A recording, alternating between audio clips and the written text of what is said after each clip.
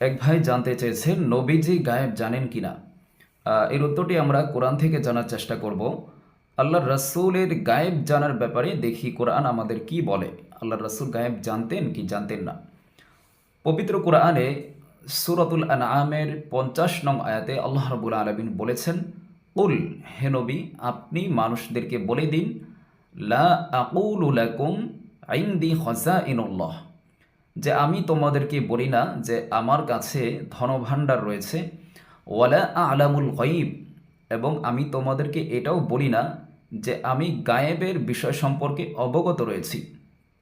অর্থাৎ এই আয়াতে আল্লাহ রাব্বুল আলামিনের হাবিব স্পষ্টভাবেই বলে দিয়েছেন, লা আলামুল গায়ব, আমি গায়েব সম্পর্কে জানি না।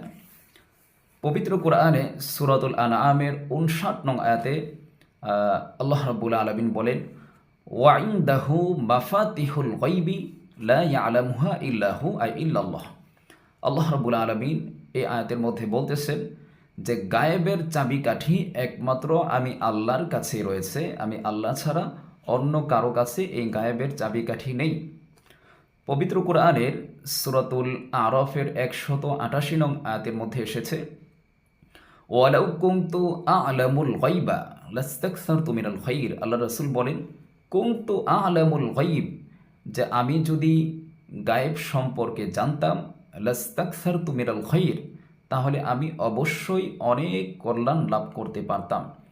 তো পবিত্র কোরআনের ৩টি আয়াত থেকে আমরা জানতে পারলাম যে আল্লাহর রাসূল গায়েব জানতেন না।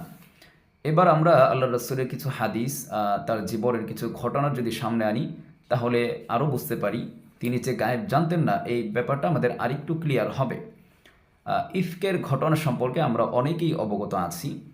ইফকের ঘটনার সময় আয়েশা রাদিয়াল্লাহু তাআলা আনহার উপর মুনাফিকরা একটি ব্যভিচারের অপবাদ দিয়েছিল।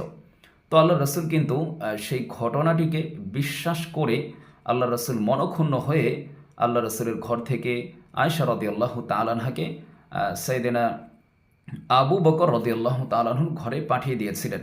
কারণ আল্লাহ রাসূল এই ঘটনাটাকে বিশ্বাস করে নিয়েছিলেন, যতক্ষণ পর্যন্ত না আল্লাহ রাব্বুল আলামিন সূরা নূরে আয়েশা রাদিয়াল্লাহু তাআলা আনহার পবিত্রতার ব্যাপারে আয়াত নাযিল করেছেন, ততক্ষণ পর্যন্ত আল্লাহর রাসূল আয়েশা রাদিয়াল্লাহু তাআলা আনহার ব্যাপারে যে অপবাদটি দিয়েছিল, সেই অপবাদটিকে বিশ্বাস করে নিয়েছিলেন। সুতরাং এই ঘটনা থেকেও আমরা জানতে পারলাম যে আল্লাহর রাসূল গায়েব জানতেন না। তিনি যদি গায়েব জানতেন, তাহলে তিনি আয়েশা রাদিয়াল্লাহু তাআলা আনহার ব্যাপারে মুনাফিকরা যেই অপবাদ দিয়েছিলেন, তিনি সাথে সাথেই সেটাকে প্রত্যাখ্যান করতেন এবং সেটার প্রতিবাদ করতেন যে তোমরা মিথ্যা কথা বলেছ। বীরে মাউনার ঘটনাকে যদি আমরা সামনে আনি, তাহলে দেখতে পাই যে বীরে মাউনার ঘটনা, কাফেররা আল্লাহর রাসূলের কাছে এসে একজন শিক্ষক চাইল কোরআন শেখার জন্য।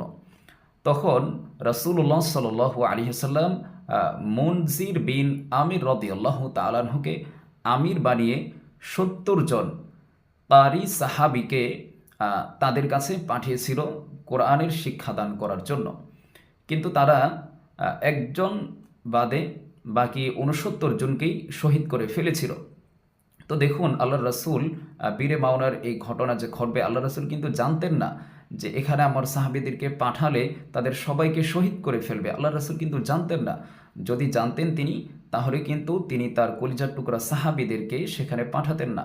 এই বীরে মাউনার ঘটনা থেকেও আমরা জানতে পারলাম যে আল্লাহর রাসূল গায়েব জানতেন না। যদি তিনি জানতেন গায়েব, তাহলে তিনি তার কলিজার টুকরা সাহাবীদেরকে কাফেরদের হাতে পাঠাতেন না, তুলে দিতেন না। তারপর আমরা আরেকটি ঘটনা যদি আনি, যে রাসূলুল্লাহ সাল্লাল্লাহু আলাইহি ওয়াসাল্লামকে এক কাফের কর্তৃক দাওয়াত দেওয়া হয়েছিল। তারপর আল্লাহ রাসূলকে বিষ মিশ্রিত খাবার দান করা হয়েছিল। আল্লাহ রাসূল সেই খাবার খাওয়ার জন্য উদ্বুদ্ধ হয়েছিলেন, খাবার খাওয়া শুরু করবেন। তাৎক্ষণিক আল্লাহ রাব্বুল আলামিনের পক্ষ থেকে ওহীর মাধ্যমে তাকে জানিয়ে দেয়া হলো যে এই খাবারের মধ্যে বিষের মিশ্রণ রয়েছে। তো আল্লাহ রাসূল সাল্লাল্লাহু আলাইহি ওয়াসাল্লাম ওই বিষের প্রক্রিয়া মৃত্যু পর্যন্ত ওই বিষের কারণে আল্লাহ রাসূল কষ্ট অনুভব করেছিলেন। তো দেখুন, কোরআনের ৩টি আয়াত থেকে আমরা জানতে পারলাম যে আল্লাহ রাসূল গায়েব জানতেন না। পবিত্র কোরআনুল কারীমের ৩টি আয়াত থেকে জানতে পারলাম, এবং ৩টি ঘটনা থেকেও আমরা জানতে পারলাম, ইফকের ঘটনা, বীরে মাউনার ঘটনা, এবং আল্লাহর রাসূলকে যে বিষ পান করানো বিষ মিশ্রিত খাবার দেওয়া হয়েছিল, আল্লাহ রসুল এটি জানতেন না। তো 3টি কোরআনের আয়াত থেকে এবং 3টি ঘটনা থেকে আমরা জানতে পারলাম যে রাসূলুল্লাহ সাল্লাল্লাহু আলাইহি সাল্লামকে আল্লাহ রব্বুল আলমিন অদৃশ্যের জ্ঞান দান করেননি। তবে হ্যাঁ, আল্লাহর রাসূল তিনি অবশ্যই সম্মানিত একজন রাসূল, সকল নবীর শ্রেষ্ঠ নবী।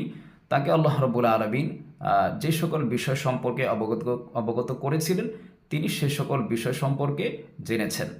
বাকি আল্লাহ রব্বুল আলমিন যেমনিভাবে অদৃশ্যের সকল খবর জানেন রাসূলুল্লাহ সাল্লাল্লাহু আলাইহি ওয়াসাল্লাম তেমনিভাবে সকল বিষয়ের অদৃশ্যের খবর জানতেন না।